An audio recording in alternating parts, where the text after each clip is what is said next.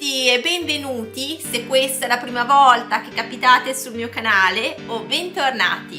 In questa lezione, in occasione della festa della liberazione del 25 aprile, analizzeremo il testo della canzone Bella Ciao. Bella Ciao, che è uno dei canti simbolo della resistenza al nazifascismo ed è anche uno dei canti più popolari in realtà all'estero, anche a livello mondiale.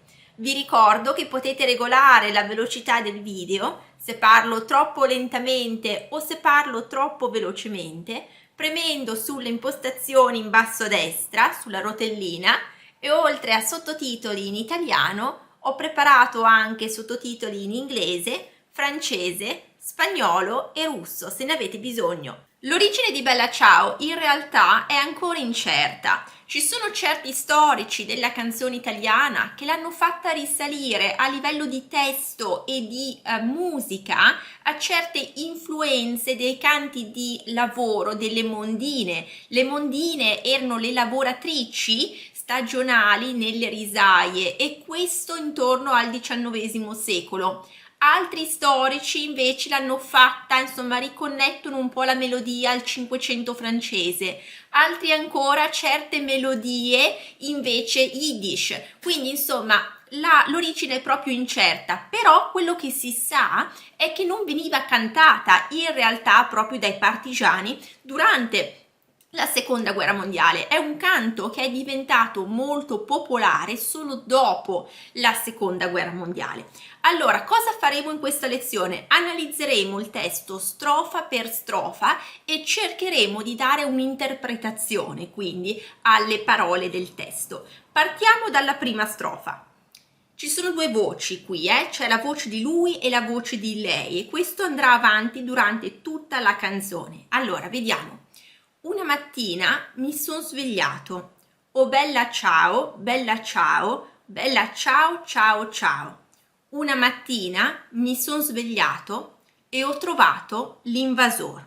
Allora, qui vediamo che è lui che parla e dice una mattina si è svegliato, una mattina mi sono svegliato e questo bella ciao, bella ciao, bella ciao, ciao, ciao, che cosa vuol dire? Qui si apre la canzone con il distacco di lui dall'amata, ok? Quindi con quel bella ciao la saluta, gli dice addio in realtà, si deve allontanare da lei, deve andare a combattere contro, deve agire e deve andare a combattere contro il nazifascismo, quindi la deve abbandonare in realtà per il momento per un bene più grande, quello della difesa della patria in realtà dal nazifascismo. E poi abbiamo qui ovviamente il tema del distacco dell'amata, dell'amata dall'amato, che era un tema molto popolare ovviamente in tutti i canti di guerra e anche contro la guerra, perché questo è un canto contro la guerra, giusto? Quindi la guerra che spezza un po' il rapporto d'amore, ovviamente, la guerra che è morte ed è contro la vita, che invece è rappresentato proprio dall'amore, giusto? E cosa dice appunto? Una mattina mi sono svegliato e ho trovato l'invasore, quindi l'invasore è proprio, qui però ecco, piuttosto generale, no? Si dice l'invasore, non si dice il nemico, non si dice specificamente proprio i nazisti, non vengono menzionati in maniera specifica, ma l'invasore, quindi. E questo risveglio comunque di questa mattina cambia, un risveglio che cambia la vita, perché dovrà appunto abbandonare l'amata e andare a combattere, dovrà agire, quindi andare e lasciare l'amata per il momento, quindi gli dice bella ciao, le dice bella ciao. Quindi l'invasore ovviamente sono i nazisti, però e poi lo vedremo in tutta la canzone in realtà, anche se è un canto contro la guerra, non è in realtà un canto proprio il nemico, contro l'occupante minaccioso, contro il nemico armato. È un canto che canta di più del dolore della separazione, del dolore del distacco e quindi conta molto di più questa parte, diciamo, che la guerra accentua ovviamente il distacco dalle persone amate per andare a combattere, d'accordo? Passiamo allora alla seconda strofa. O partigiano, portami via, o bella ciao, bella ciao, bella ciao ciao ciao. O partigiano, portami via, che mi sento di morire. Quel che accentato è perché, ok? Perché mi sento di morire. Allora, qui nella seconda strofa adesso è l'amata invece a parlare, è lei a parlare e dice al suo amato di portarla con sé, semplicemente, o partigiano, portami via. Ma l'amato, partigiano tra l'altro, e adesso viene menzionato per la prima volta, partigiano, quindi si capisce che lui ha scelto la sua parte, ok? Ha scelto la parte del partigiano, ok? Quindi la parte di difesa della patria, di andare a combattere dalla parte giusta, tra l'altro, quella contro il nazifascismo, e lo supplica di portarla con sé, ma lui non può, e questo è intercalato proprio dal bella ciao, bella ciao, bella ciao, ciao ciao, che invece lui, che si, come dire, ha alla richiesta dell'amata di portarlo con sé, di portarla con sé, lui le dice no, bella ciao, bella ciao, bella ciao, ciao, ciao, quindi no, lui ripete che lui se ne deve andare, ripete il suo addio, in realtà dall'amata, ok? Quindi non può portarla con sé.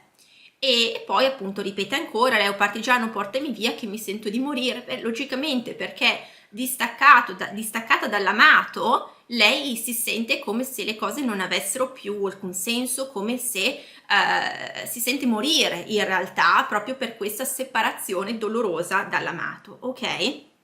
E poi passiamo appunto alla terza strofa qui, e se io muoio da partigiano, o bella ciao, bella ciao, bella ciao ciao ciao, e se io muoio da partigiano, tu mi devi seppellire. Allora qui è lui, invece, nella terza strofa è lui a riprendere il discorso, e ovviamente la possibilità della morte qui viene messa in evidenza, perché lui lo sa che c'è il rischio nel combattere contro il nazifascismo, anche se dalla parte giusta, ovviamente, c'è il rischio di morire combattendo per la libertà, ok? Quindi c'è il rischio di morire, lui lo sa, quindi le dice se io muoio come partigiano, allora mi dovrei seppellire, quindi chiede all'amata di prendersi cura di lui se nel caso in cui dovesse morire, quindi di seppellirlo. E quindi qua c'è proprio, come dire, il fatto di lei che potrà riunirsi all'amato in realtà da morto, in un certo senso, e quindi a prendersi cura di lui, del suo corpo morto, seppellendolo, quindi prendendosi cura di lui, per esempio in un funerale, o comunque questa vita, la vita che abbraccerà la morte in un certo senso, e lei appunto si prenderà cura del suo corpo poi, e lo farà in un certo senso quasi vivere, però dopo la morte, e si prenderà cura appunto e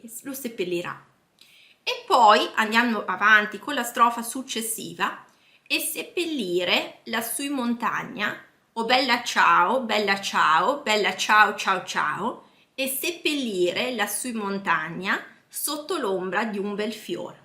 Allora qui il discorso di lui continua, quindi le chiede in un certo senso le chiede di seppellirlo in un certo posto che è particolarmente legato magari che lui particolarmente ama, a seppellirlo in montagna, quindi in alto in montagna, lassù in montagna, e appunto sotto l'ombra di un bel fior, quindi anche vorrebbe essere seppellito sotto l'ombra di un bel fior. E qui c'è un po' una metafora anche dell'ombra che è la tristezza e che è la morte, però il fiore invece è la bellezza e la vita, quindi il fiore simbolo della vita, che però viene affermata sulla morte, in un certo senso, un senso anche molto positivo, ok? Quindi non è una morte per nulla quella che lui ecco, penserà, ovviamente se morirà, ecco, verrà seppellito in montagna sotto l'ombra di un bel fiore, però non sarà una morte per niente, è una morte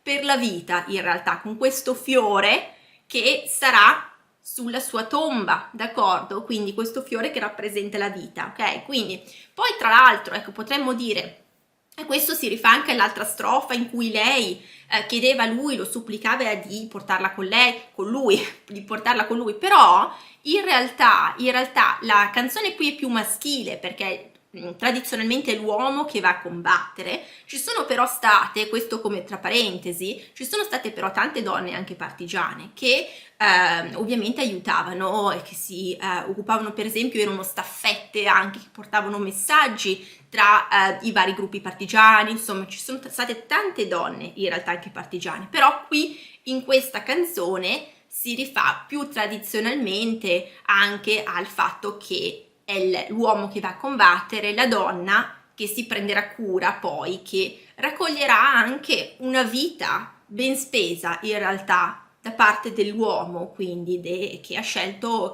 la posizione giusta, che ha scelto di combattere contro il nazifascismo e ne custodirà anche il valore in quel modo lì, appunto con il seppellire poi il suo corpo. E poi nella penultima strofa abbiamo e le genti che passeranno, oh bella ciao, bella ciao, bella ciao, ciao ciao, e le genti che passeranno ti diranno che bel fior. Qui è lei a parlare perché lui possibilmente è morto e sepolto sotto il bel fiore, appunto, lassù in montagna, e le genti che passeranno sono le generazioni future, quelle che passeranno sui luoghi della memoria anche, ok? Negli anni futuri e diranno che bel fior, quindi questo fiore appunto che rappresenta, vedranno insomma che la vita di questo partigiano che è morto per la libertà è un fiore bello, è un fiore di giustizia, d'accordo? Quindi vedranno che è una bellezza, anche questo fiore è una bellezza che può sempre poi rifiorire, giusto? Il fiore può sempre poi anche rifiorire. Quindi proprio un bellissimo messaggio anche del fatto che non è morto in realtà in vano anche, ok? Con questo fiore, con questa metafora del fiore, perché il fiore rappresenta la vita e può sempre rifiorire, quindi un fiore di giustizia anche.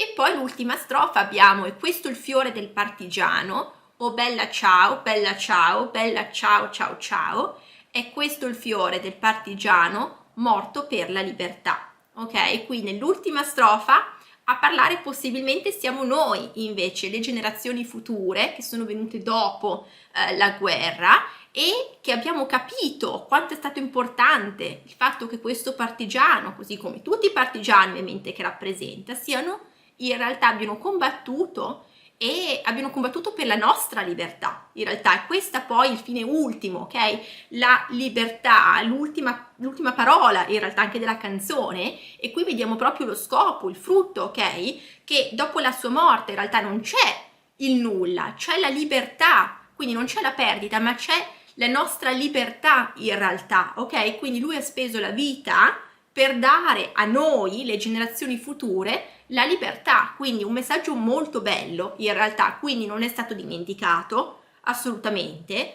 non è morto per niente, non c'è neanche la perdita in realtà, c'è poi anche la metafora del fiore, dicevamo che può rinnovarsi, la vita che si rinnova può sempre rifiorire e poi lui è morto in realtà per dare la libertà a noi, quindi per le generazioni future, quindi un messaggio veramente molto molto molto bello. Quindi, e questo rappresenta ovviamente tutti i partigiani, tutte le persone che sono morte e che poi hanno anche combattuto, quelle che non sono morte ma che hanno combattuto per la libertà di tutti, quindi per la libertà anche delle generazioni future dal nazifascismo. E quindi poi un ultimo punto che volevo fare anche, e si vede tutte le strofe del testo, che avevo menzionato anche del fatto che questa canzone sì, un canto di ribellione, di libertà, ovviamente di lotta, di resistenza contro il nazifascismo, ma in cui non viene, in realtà non si dice guerra, violenza, non ci sono parole brutte contro il nemico, d'accordo? Questo linguaggio anche armato non c'è qui. E quello che prevale in questa canzone in realtà è l'aspetto umano, l'aspetto dell'importanza dell'amore anche, di valori, della vita, ok? Quindi del coraggio, ok? Quindi dell'altruismo per le altre persone. Quindi sono questi in realtà i valori a prevalere in questa canzone. Quindi una canzone molto bella che vi consiglio assolutamente di ascoltare, specie che siamo appunto molto vicini al 25 aprile, quindi è molto, molto bella da ascoltarla in questo periodo, assolutamente tanto valore, ecco, questa canzone, tanto significato. E quindi niente, concludo anche la nostra lezione per oggi con queste parole, insomma, e spero che questa analisi del testo vi sia piaciuta, che l'abbiate trovata utile e che così quando l'ascolterete questa canzone capirete meglio anche il significato e perché è poi così importante anche per gli italiani, e poi specie perché viene sempre cantata in occasione di certe, poi anche nel mondo in realtà viene cantata in occasione di certi fatti importanti anche per cui la libertà va difesa, insomma. Quindi capirete meglio anche come mai è così popolare come canzone di resistenza, anche di lotta e di libertà, ecco. Quindi niente, allora se vi è piaciuta mettete un like così che mi aiutate a spargere la voce e a raggiungere più persone con questo contenuto, e considerate iscrivervi al canale ed attivare la campanella delle notifiche per non perdere nessun nuovo episodio. Allora vi auguro una buona giornata, un buon proseguimento, continuate a seguirmi e alla prossima. Ciao ciao!